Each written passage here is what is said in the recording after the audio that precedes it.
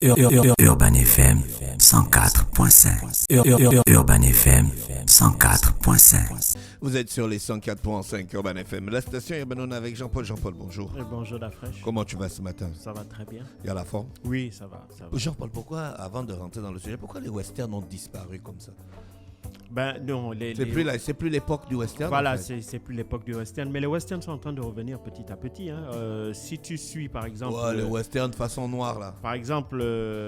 Avec Idriss Elba et tout ça. Le film qui a le plus de nominations pour les Oscars de 2022, oui, c'est... Un western réalisé par une femme. Exactement, c'est un western. Bon, évidemment, The Harder the Fall, qui est le western vraiment 100% black, c'est vraiment une volonté de la part des cinéastes. Et ça aussi, il y a cette industrie afro-américaine qui est en train de se mettre en place avec des productions faites par des maisons tenues par des acteurs noirs. Et donc, The Harder They Fall, c'est vraiment le film typique produit par cette communauté afro-américaine. Mais évidemment, les films, il faut d'abord avoir des scénarios qui soient intéressants, parce qu'il faut savoir que l'âge d'or du western, c'est les années 60 et les années 70.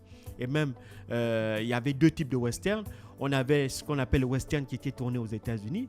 Et puis après, dans les années 70, il va y avoir ce qu'on appelle le western spaghetti, c'est-à-dire les westerns qui étaient tournés en Italie, d'où le nom spaghetti. Pourquoi en Italie? Parce que les coûts de production à l'époque en Europe étaient bien moins chers par rapport aux États-Unis. Un réalisateur comme Ennio Morricone, qui est très connu dans le monde entier, qui est vraiment un spécialiste des westerns, puisque c'est lui qui a produit Le Bon, la Brute et le Truand en 1963, ce western-là a été tourné en Italie. Et pourtant, l'histoire se déroule aux États-Unis. Dans le Far West. Et dans le Far West. Et puis, à l'époque, vraiment, pourquoi est-ce qu'il y avait aussi des films westerns? Parce qu'à l'époque, la production était moins chère pour faire un film western que par rapport à un film d'époque. Les décors, c'était très simple, c'était en planche, etc. Il suffisait de trouver un terrain vague, ça devenait immédiatement un décor pour un film western. Donc, vraiment, on prenait des chevaux, on prenait des armes, tout ça, c'était facile à mettre en place. Or, si vous preniez un film d'époque, par exemple, dans les années 60 ou 70, où la trame devait se dérouler à cette époque-là, il fallait louer en ville, il fallait des véhicules, il fallait prendre des autorisations pour qu'on puisse tourner à l'intérieur. Donc, vraiment, il va y avoir une augmentation exponentielle des coûts de production, notamment aux États-Unis, qui vont faire que les producteurs vont se dire, bon, au lieu de tourner aux États-Unis, on peut avoir en Italie, en l'occurrence, un pays où les décors sont relativement semblables à certaines régions des États-Unis, et à partir de là-bas, on peut produire des films à moindre coût. Et donc ça s'est avéré. Et puis c'est comme ça que, évidemment, cette idée de western spaghetti va se répandre tout au long des années 70. Maintenant aussi, il y a une question de choix. Peut-être que quand tout le monde s'est lancé dans le western, après un moment, les productions, on a l'impression qu'elles se ressemblent. Il est difficile de sortir quelque chose d'assez original ou d'assez authentique dans ces productions-là. Et puis donc, facilement, le public se lasse. Et puis, il y a d'autres genres qui apparaissent, etc. Mais aujourd'hui, on assiste à un retour, petit à petit, des films westerns avec de nouvelles productions, avec surtout de nouveaux réalisateurs qui apportent une nouvelle vision à ce genre cinématographique et qui apportent aussi une certaine fraîcheur, en quelque sorte. D'accord, Jean-Paul, on repart combien d'années en arrière? On va 349 ans en arrière. 349 Aujourd'hui, oui, c'est le 349e anniversaire de la mort de Jean-Baptiste Poquelin, dit Molière. Voilà, exactement. Donc, il est mort le 17 février 1643. Il est mort en France.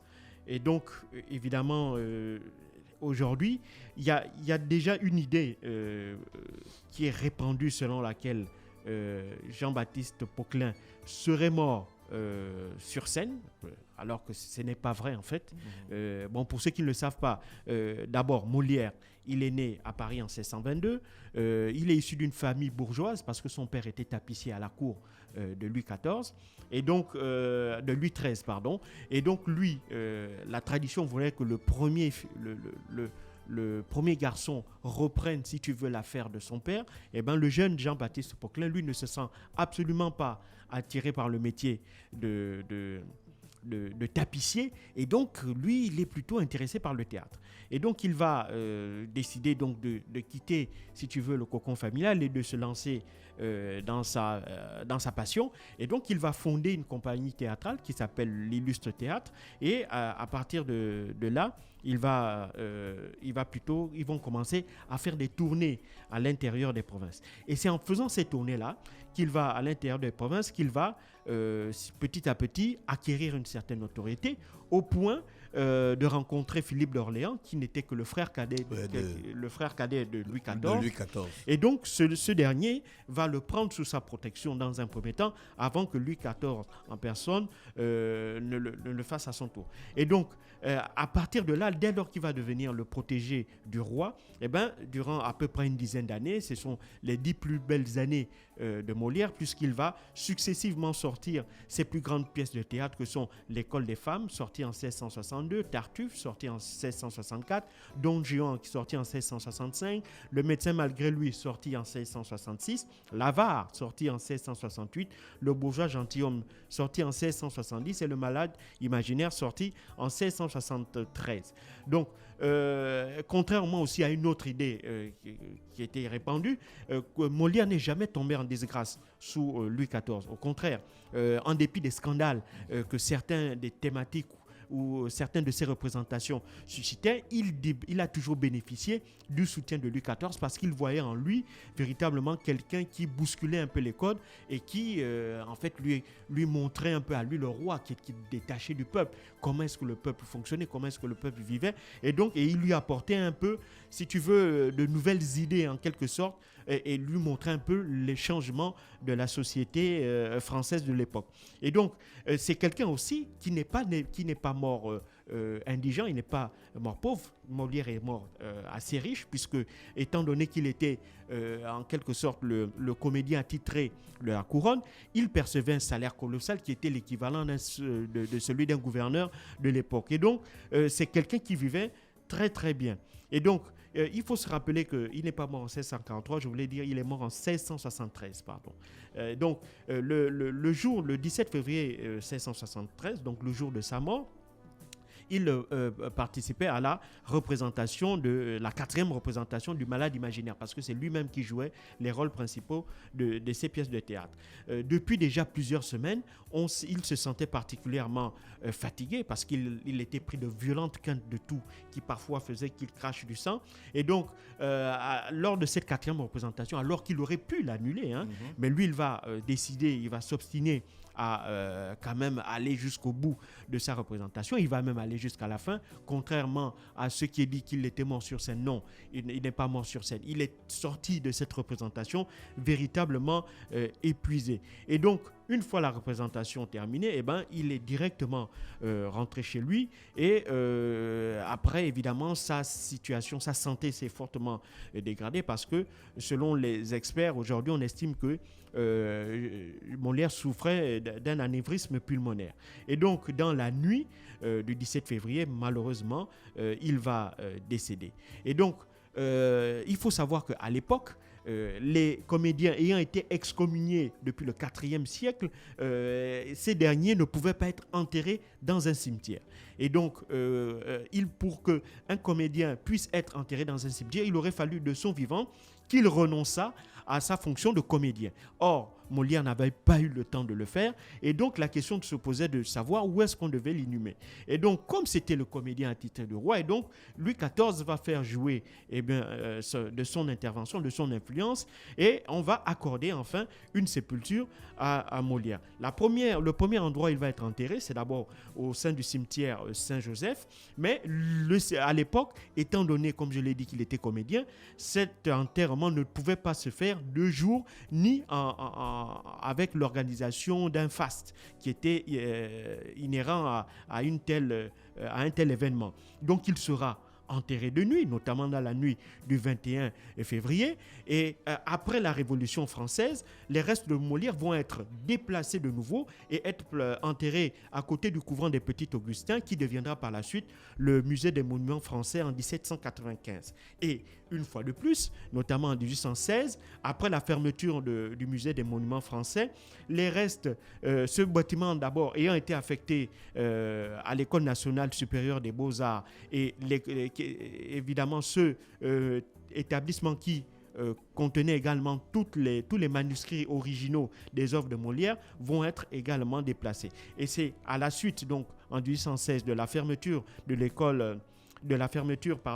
du musée des monuments français, qu'une fois de plus les restes de Molière vont être déplacés pour être enterrés au cimetière du Père-Lachaise où ils reposent jusqu'à aujourd'hui.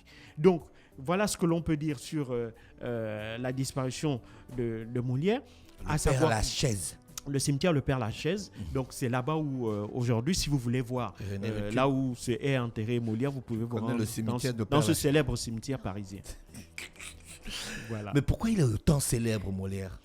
Ben parce que c'est quelqu'un qui était... Est-ce que c'est lui qui a inventé le français? Non, il n'a pas inventé le français. Disons que dans la représentation... Pourquoi on dit le français? Les gens disent souvent dans la langue de Molière. Oui, parce que c'est celui avec, je pense, La Fontaine. Ce sont ceux qui ont été les plus grands ambassadeurs de la langue française. D'abord, La Fontaine de part. Molière et La Fontaine ont ce point commun-là, qu'ils ont utilisé la langue pour, si tu veux, décrire leur environnement social, pour décrire un peu le comportement des gens. Ils ne se sont pas bornés à raconter des histoires, non. Ils se sont bornés...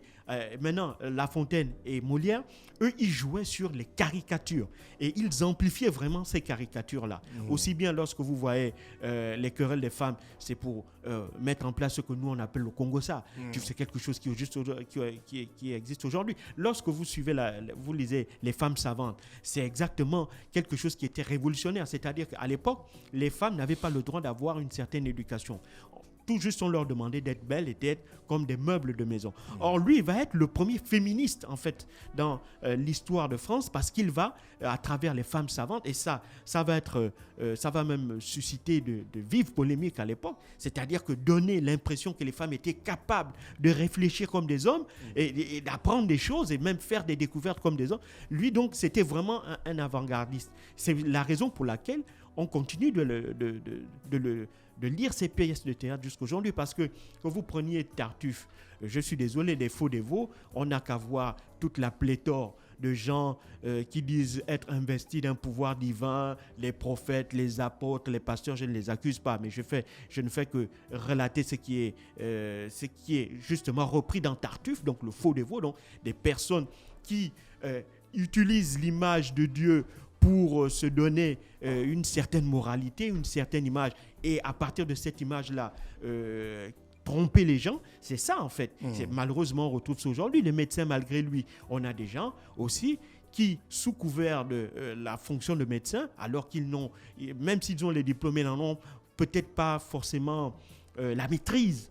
Ils ont peut-être la compétence parce qu'ils ont le diplôme, mais ils n'ont peut-être pas la maîtrise. Et souvent, les médecins, lorsqu'ils commettent des erreurs, ils ne payent pas ces erreurs-là. Alors que si un autre individu, un lambda, tue une personne, on va dire que c'est un criminel. Mais si un médecin commet même une faute qui est fatale à un patient, on ne va pas dire que c'est un criminel. Donc, ce sont ces choses-là que... Donc, on peut dire qu'ils étaient déjà...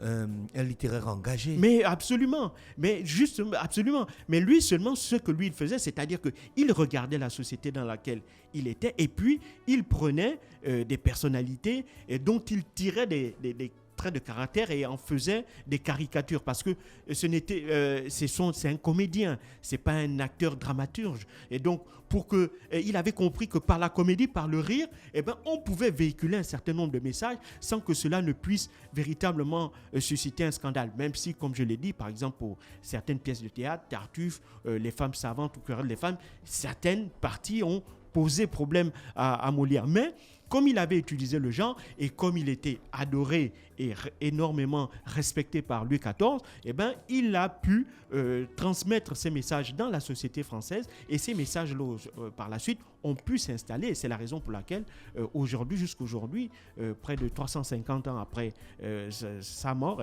on continue à lire les pièces de Molière. Et pour les jeunes générations qui ne connaissent pas Molière, moi, je leur dirais vraiment de le faire, parce que même si c'est en vieux français, mais la plupart des livres aujourd'hui, il y a derrière une partie où on explique en quelque sorte la pièce, et même dans les pièces de théâtre, en bas de la bande, voilà, il y a des explications, des annotations pour vous aider à comprendre ces expressions, et ça aussi, ça va vous permettre d'enrichir votre connaissance de la langue française. René, tu as lu Molière?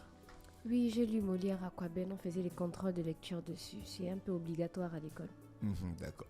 Merci Jean-Paul qui revenait sur le brin d'histoire ce matin sur les 104.5 Urban FM, la station urbaine dans Luda Fresh Morning. Voici MC Solar avec le titre Le Nouveau Western.